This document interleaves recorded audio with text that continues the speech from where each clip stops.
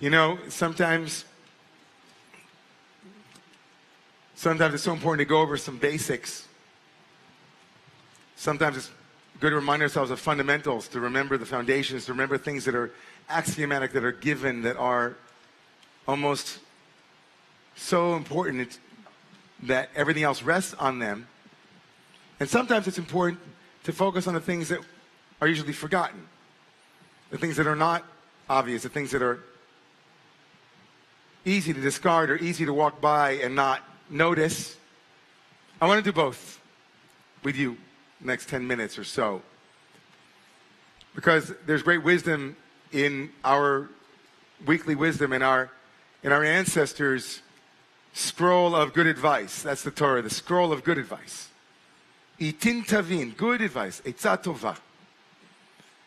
So some good wisdom coming out tomorrow morning in our As the Torah Turns that I want to share with you, but also it's important because it's that time of the year when we think about fundamentals and we think about what's most important, what's essential, what's core, what's ikar.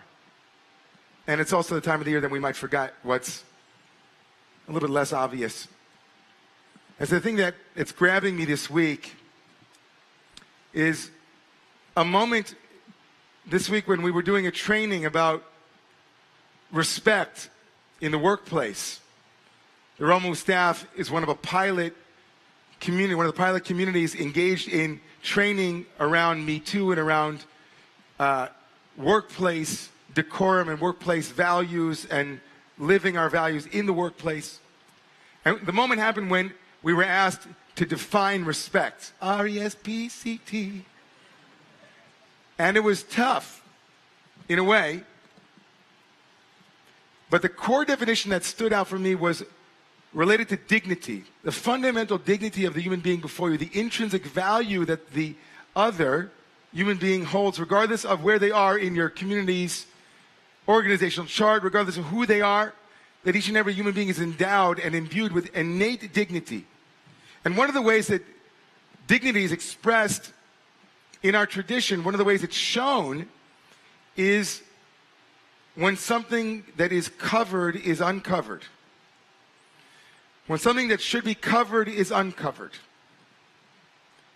Basically, one of the moments in the Torah that is the most powerful moment around dignity occurs early on when human beings realize that they are naked. A moment of shame, of embarrassment, of feeling exposed, feeling unsafe, feeling as if they needed protection in some way, shape, or form. And so dignity and safety, dignity and protection, dignity and covering over are intimately interwoven in our tradition. The ability to cover what should be covered and to reveal what should be revealed, those are fundamental elements of a dignified life, according to the Torah. And it helps us understand a moment in tomorrow morning's reading that is really amazing. Tomorrow morning, the Torah, Moses is in his continued march to give the people good advice on the way into the Promised Land. Last week, I talked about not getting into the Promised Land. Moses won't get there with the people, but the people will get there, and he wants to give them good advice. And as he's giving the people good advice, and he's telling them, he's actually engaging in a retrospective about their experience in the desert. And he tells the people in chapter 8 of Deuteronomy, verse 4, trying to tell them about the goodness and the grace that God gave them while they were in the desert. He says to them, how good was it for you in the desert? Simlatcha lo valta me'alecha, v'raglecha lo batzeka zer 40 shana. There are a lot of good things that happened in the desert, and Moses is kind of going through all of them. He lists the manna and the well.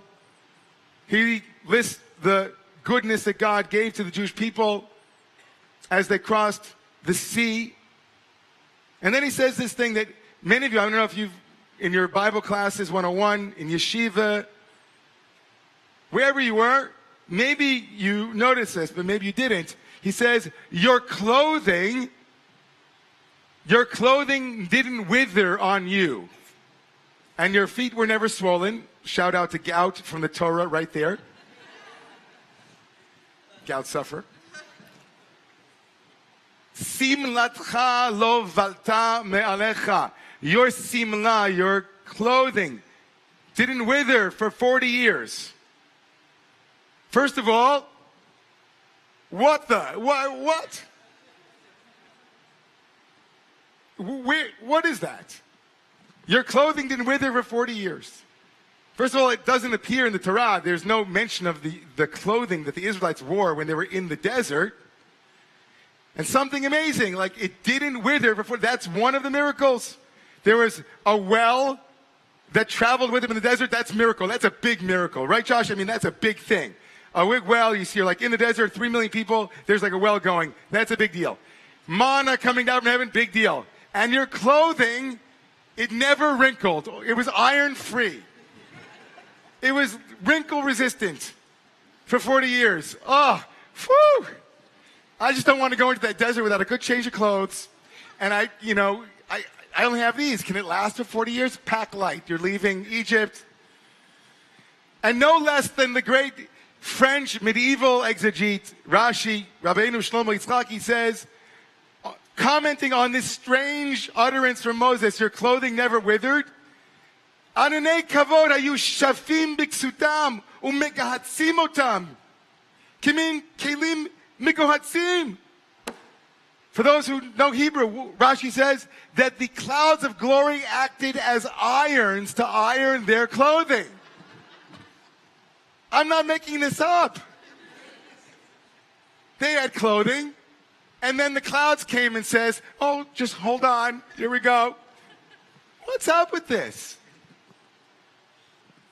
And then even more, the little ones, says, I mean, this is already amazing. So now the rabbis are engaged in actually trying to figure this out. So, okay, so you iron the clothing, so now they didn't wither for that reason. But maybe the children who had size small, how would they have size large as they grew for 40 years in the desert? I mean, how do you work with this myth, Rashi? Well, he says, like a snail, their clothing grew with them. We could unpack that for a couple of hours. But what touches me the most about this frame, what touches me the most is an understanding of what clothing we're speaking about that comes to the great Iraqi sage, the Ben Ish Chai, the great Iraqi sage, the Ben Ish Chai, who writes that it seems to me that the clothing spoken of here is the clothing of the soul's garment. And what are the wrinkles on the soul's garment? The undignified, insulting, interpersonal dynamics that leave a smudge, that leave a wrinkle, that leave a tear in the garment of your soul, he writes. Simlatcha lo valta me'alecha, says the great Iraqi sage, means that throughout the 40 years in the desert, your soul's garment was safe. That the soul's garment was safe. That it was dry cleaned with great regularity. And what would that dry cleaning of the soul mean, says the Ben Ish Chai? He says that each and every human being's dignity is such that we as friends, as a community, we watch out, he says, for the little small insults, the little small tears in the fabric of our community, in the way that we treat one another, in the way that we imagine each other's deepest needs, in the way that we love one another, by preemptively, this is his words, by preemptively imagining what the other might need or feel. Now go back to that training place. How might it feel if your soul's garment is safety? How might it feel in an interaction between those who have different levels of power? How might I imagine the other? It's as if the Ben Ish Chai is saying, love your neighbor as yourself, as you would want to be loved, is itself the very prerequisite for having well-ironed clothing. The soul's wrinkles come when we don't love one another, when we don't take into each other's space what the other might anticipatory, the pain that might be caused. And by extension, for us tonight, it might mean that anticipating the needs of another, anticipating what the other's soul might need for it to be safe, might be the teaching of Simlatcha lo valta me'alecha, your garments were well ironed. So what might that look like in a world where we actually took that dart? We are the, as it were, the irons of each other's soul. During the same course, we learned that even a small amount of cortisone released because of fear can significantly reduce the mind's ability to figure out complex problems or produce. That when there's fear, we grip. When there's fear, when security, the root chakra is endangered, we shut down. So do unto others as you would have them do unto you is a fundamental, just think about that. Love unto others as you would want them to love you. Work unto others as you would want them to work to you. What is fearful to the other, be careful. So I want to give you 3 examples of the way this might play out in this community, in our lives. And the first one is something called onat dvarim. When we remind somebody of a past mistake or a past place in their life, and we use it against them in the present moment in order to make them feel less. This is a category of nezek, of injury, that is often not noticed. It's found in the writings of the rabbis as a reason why the world is destroyed. An example given in the rabbinic literature is coming up to somebody and saying, you remember when you were addicted? Wow, so good to see you now, all clean and sober. Remember when you were really, really in a bad place, and you say it in a way that brings them back and you're doing it on purpose? Or maybe if you know somebody has a dream or a vision and you're in a relationship with them and they've been there for you no matter what. They've been with you when you've been down and you've needed comforting. They've been with you, or they've been with you in celebrations and moments, and you come back at a moment when they need you and you say, before I'm going to help you out, I just want to go over a couple of things that have been bothering me for the last 6 months. I know that you're in incredible duress and stress, and I would love to help you. But let me remind you, I know it's keeping you up all night. I know that it's keeping you all week. Let me schlep the past into the present because I can. At this moment, I have that. It's a kind of onat dvarim. It's a way of using words and language in a way that's not skillful. It's not compassionate. That's one example. I'll give you another example. Second example.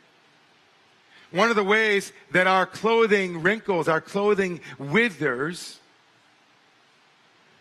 is when we stay within our comfort zone and we look out at someone who is desperately in need of us leaving our comfort zone,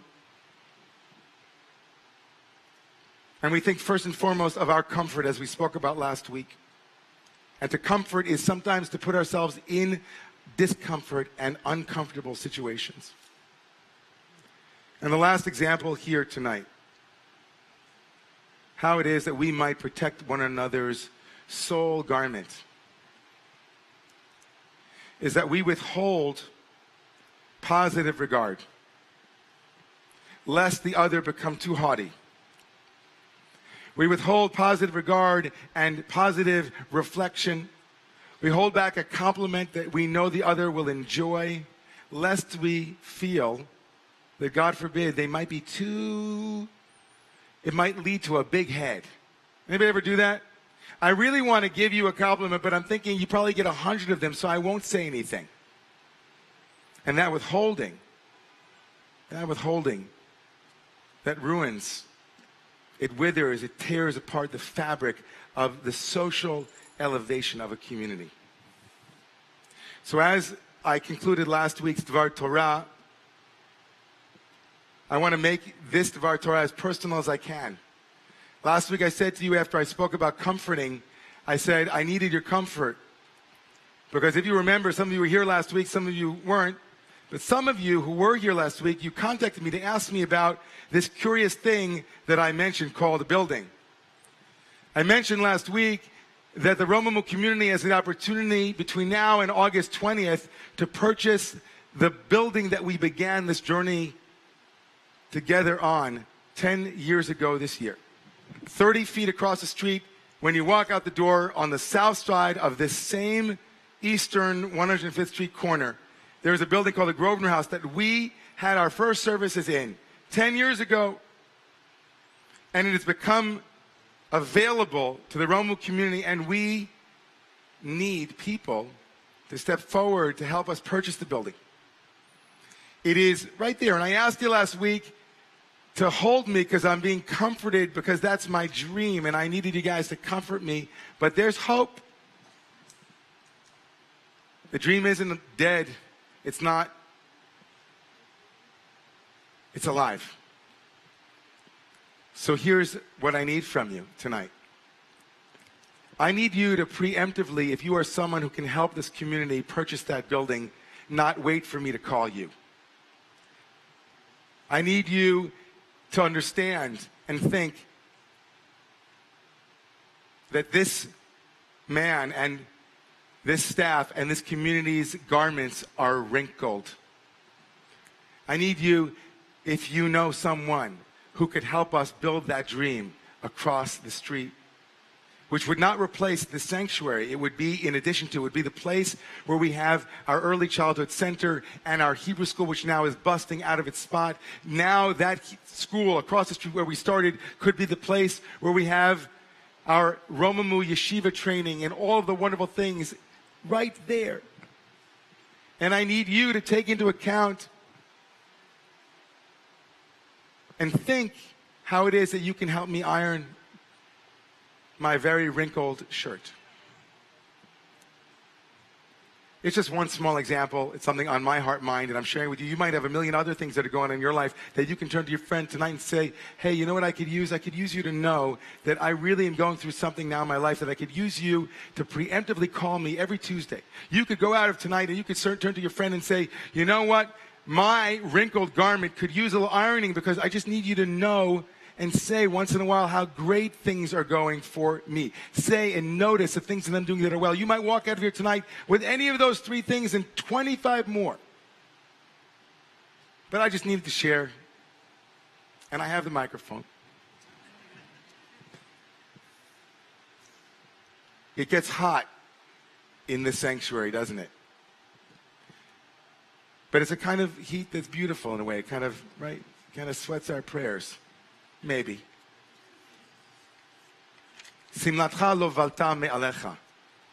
Moses says to the people, remember the grace that for 40 years you had a shirt that didn't need to be ironed. What would it be like for us to imagine other people's garments with wrinkles that we ourselves helped to iron out? How could we engage in that conduct? How could we engage in that lifting up, that elevation? That would be a world I would want to live in.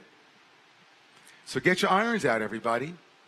Even though it's Shabbat, you got plenty of wrinkles to straighten out, plenty of creases that deserve a good measure of that, which will help each and every one of us make it through the desert. Please rise. On page